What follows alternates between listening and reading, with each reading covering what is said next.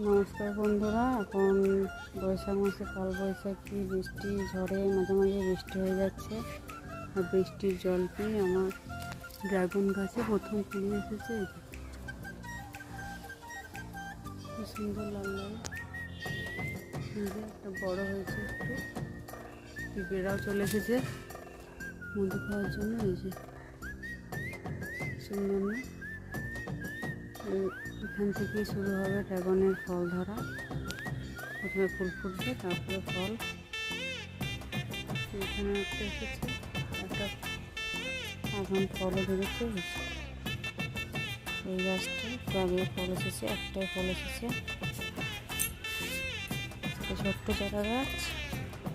আর দেখুন এই গাছটাতে নতুন নতুন ফুল আসছে।